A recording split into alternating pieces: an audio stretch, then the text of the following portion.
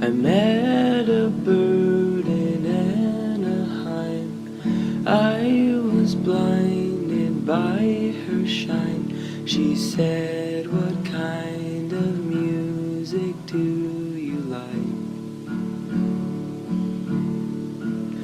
I said, "I'll just listen to your voice tonight."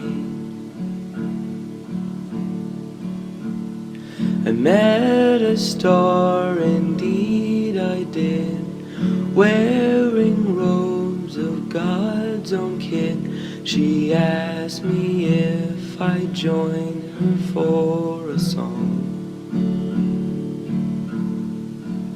I said I would sing a song that's never done.